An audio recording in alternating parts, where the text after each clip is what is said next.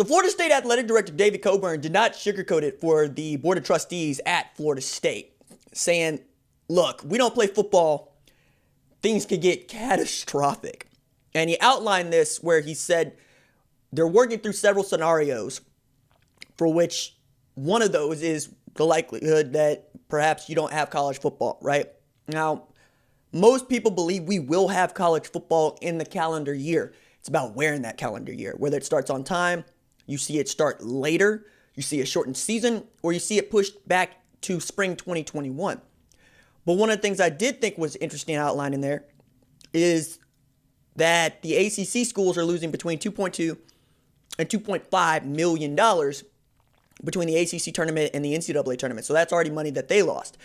And new Florida State head coach Mike Norvell is on the football committee looking at these different circumstances and different scenarios for ACC football, to which, I think we have lots of those going on across the NCAA and across the board. But the part of this that is making everybody antsy isn't the win, right? That you can't put a number on it, that you can't put a date on it for any of the sports. And talking about that and talking about the uncertainty around it leads us to just draw our own conclusions, which is not the smartest thing we can do right now. The smartest thing we can do right now is counterintuitive to what we all want to do, which is just sit here and wait, right? Wait for how long? Don't know. Okay, when can I start actually doing stuff? Don't know. Am I going to be able to do stuff in May? Don't know. All right, so why don't we just start making plans? Because we can't. It's a really frustrating time for those reasons, because I think many of us would be dealing with this much better if we knew what the timelines were, instead of just watching money spin down the drain and watching jobs just go away. More and more people are being furloughed. More and more people are being laid off. More people are being fired. Businesses are going out of business. And then when you have an athletic director who just straight up says, look, everybody better hope we have football, or we're looking at the athletic department going under. And at one of the bigger and more powerful football programs in the country, that's a little bit more than scary, right?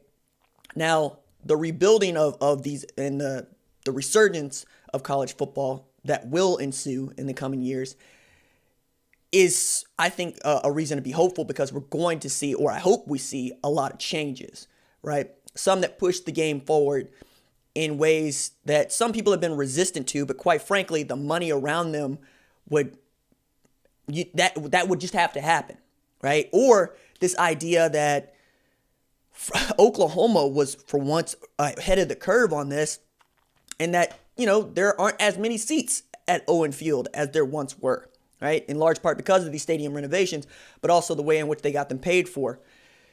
Meanwhile, you have other places that have larger stadiums that they couldn't fill last year, couldn't fill the years before, that they're really going to have a hard time filling now and paying off, right? Because the bill is still due. And that's the part that I'm really interested in. I want to see how much of this is going to come down in the form of debt for the athletic programs, and which one of these is still able to operate at something like breaking even, let alone making a profit, because there were only about a dozen schools that were turning a profit each year for the last couple of years. I mean, those are schools you all know: Texas, Ohio State, Oklahoma, Alabama, Clemson, schools that traditionally play for championships and win their Power 5 conference titles. It's also interesting at the Group of 5 level, where, Ohio State is winning recruits, but what's Tulsa doing? What's North Texas doing, right? Is SMU really going to be able to pull in not just Preston Stone, but Kamar Wheaton and maybe Savion Byrd? And what does that mean for your alumni base? Because I think the best thing that you have to sell right now as a football program is your recruiting class. I believe that if people have to penny pinch, they still love football, and they're still willing to shell out football. I mean, heck, in the break, Mayberry is telling me a stock tip, which is not really, it's not a hot stock tip, and that's him saying that, but buy oil, right? Because it's on the floor.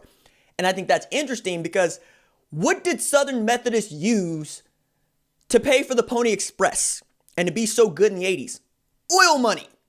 Mostly on the strength of their pride. They were just tired of hearing about Texas A&M in Texas. And they wanted their school in the Dallas area to go and beat the hell out of that school in the Austin area, right? In Texas Hill Country. And I think our pride is going to have a lot to do with that. We have lots of pride in our recruiting class. And if we get to say, hey, we have a top 5 recruiting class, when people have to actually start thinking about what little disposable income they have, where they're going to put it, maybe that's a way you can convince them to still stick it into college football. Meanwhile, if you're not doing much, if you aren't recruiting at a high level, what do you have to sell right now? What hope do you have to show people?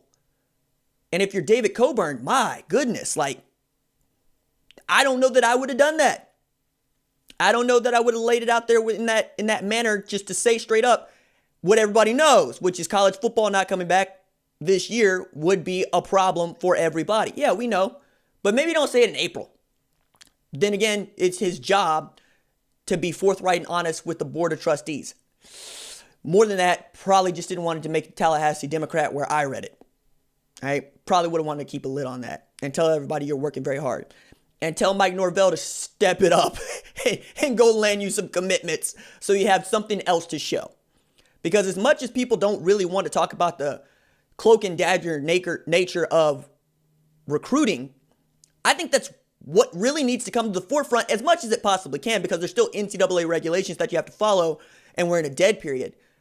But being able to show kids that are committing and seeing that on places like 247 Sports helps you tremendously, especially at this time when folks are really looking for reasons not to think about the pandemic and not to think about the things that are really bringing them down, related to job, related to their kids, related to school, and really some schools that might not even be around when this thing comes back. I mean, I'm thinking about HBCUs in particular.